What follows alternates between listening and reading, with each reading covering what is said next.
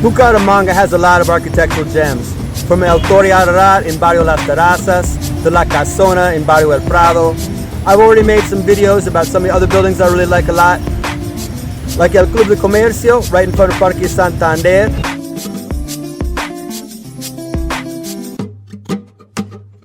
On the other side of Parque Santander is the Hotel Bucarica. That's not open to the public at all. It's administrative offices for WIS. Very cool place. And of course, La Iglesia La Sagrada Familia. That's a lot easier to get into for the public on Sunday service or during the week for a little quiet time. But my favorite building in all of Bucaramanga is right behind me, La Centro Cultural del Oriente. It's right in front of Parque Centenario, just on the block from Teatro Santander. This building is really cool. It's got 3 huge courtyards in it. It's about 125 years old. Well, I'll tell you a little bit more about it.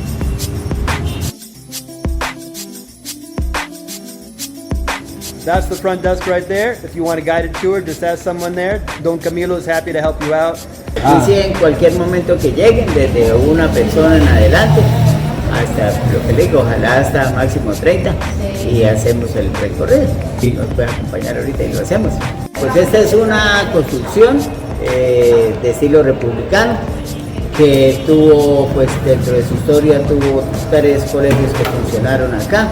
Hoy día funciona la Escuela de Formación Artística, la EMA, que es la Escuela Municipal de Formación Artística.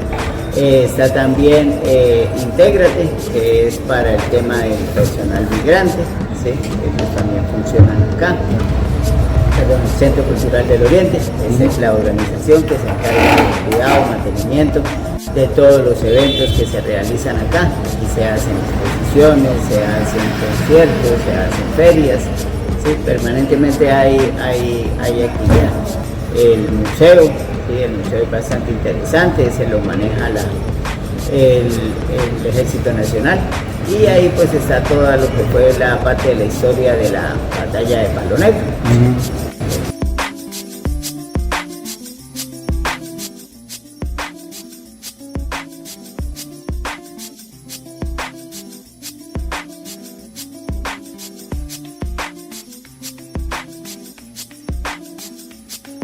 This building is open to the public 8 to 5 during the week, except of course between noon and 2 because we are in Colombia, right? So if you come between noon and 2 o'clock, it's lunchtime, so you can't get in, but from 8 to 5 otherwise. And then of course on the weekends, they're open a half day on Saturday from 8 till noon, and then Sunday of course they're closed, because Sunday we rest. You can drop in anytime, talk to the people there at the front desk, and they'll give you a tour. Personalized tour, or if you have a group, they'll give you a tour that way too. But if you want to walk around here by yourself, that's cool too. No one's going to bother you. There's a lot of space to walk around and just look at things. This building is 11,000 square meters. If you're American, you'll have to do the math yourself to find out the square footage. I don't know what that is. And it takes up a whole city block in between Carrera 18 and 19 and Calles 31 and 33. This building was built from 1898 to 1911. The reason it took so long is because in the middle of everything, we had La Guerra de los Mil Días. It was a long, bloody war. On the second floor, they have a museum dedicated to La Guerra de los Mil Días and la Batalla de Palo Negro.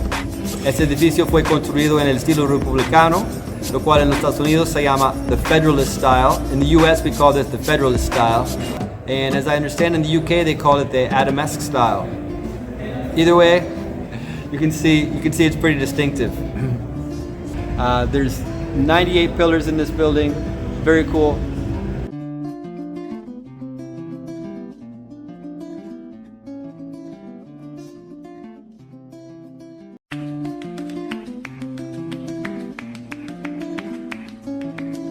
They broke ground here in 1898, and in 1899 when La Guerra de los Mil Días broke out, they had put things on hold.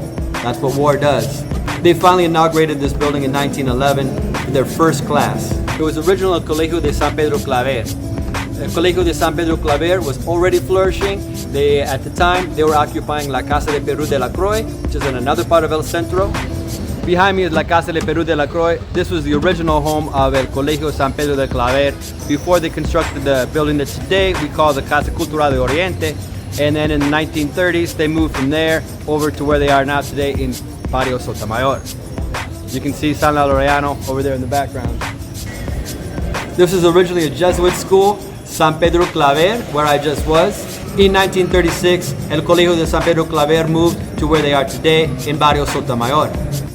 And from 1936 to 1956, this was called Colegio Santander. Colegio Santander was the first public school in the department of Santander. In 1956, it changed again to an all-girls school called Nuestra Señora de Pilar. Nuestra Señora de Pilar operated all the way up until 1990. I actually have a friend who went to high school here. For a few years after that, it was the Aurelio Martinez Muti School, and then it closed down in 93. In 1995, this was declared a national monument. That was pretty cool because it made it eligible for funding to kind of renovate the place and fix it up. So they renovated it. They took a few years, 2000, 2001, 2002. And in 2003, they opened up again. So everything you see here, everything's all painted and beautiful. That opened up in 2003. Today, this is a multi-use building. There's an immigration office in here.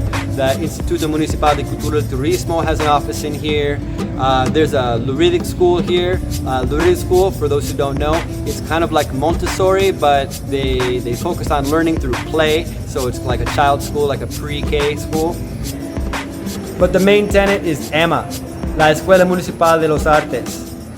For me, this adds just an extra element of cool to the building because when you walk around here, there's always music in the background. It's pretty common to see students sitting in the corner playing music or painting or writing poetry. And this is the school where you come to if you want to learn circus skills. So it's pretty common to see students in the corner juggling or dancing or doing acrobatics. It's pretty cool.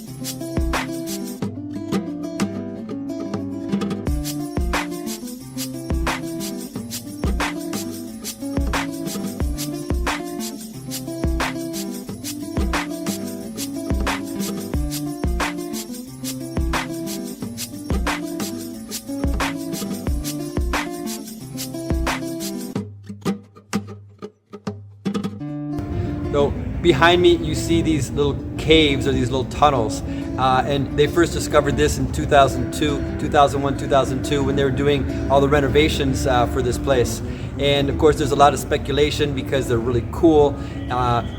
So nobody really knew exactly what they were for because, of course, this was under construction during La Guerra de los Mil Días. A lot of people think, oh, this was like jail cells for prisoners, or some people think it was tunnels to get to one place or another.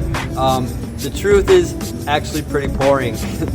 These were cisterns. This was just for water storage. There's actually a structure pretty similar to this on the other side of the building. But even though the truth of what they really were is actually more boring than your imagination, they're still pretty cool.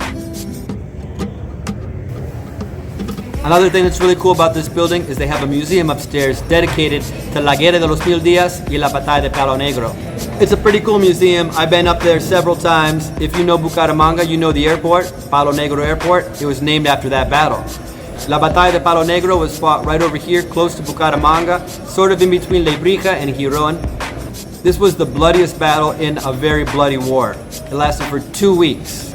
Let's go upstairs and see what you can find in that museum.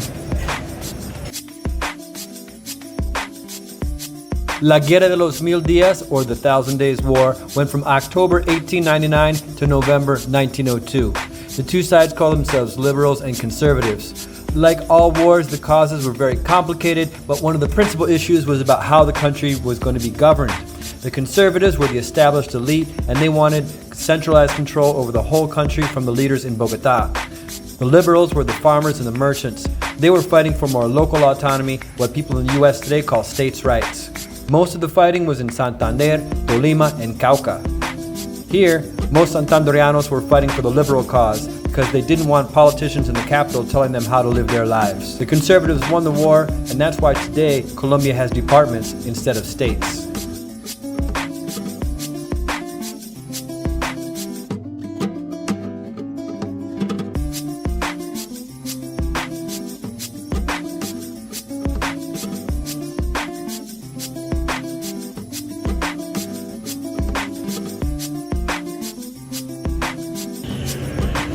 Listo, vecinos, espero que hayan gustado de este video. I hope you like this video. You should really come on down here and check this building out. If you're a person like me, you like history, you like old buildings, you like good architecture, you like art, that's the front desk right there. If you want a guided tour, just ask someone there. But if you like just to walk around by yourself, that's cool too. You don't need a guide. Ciao, vecinos, que estén muy bien.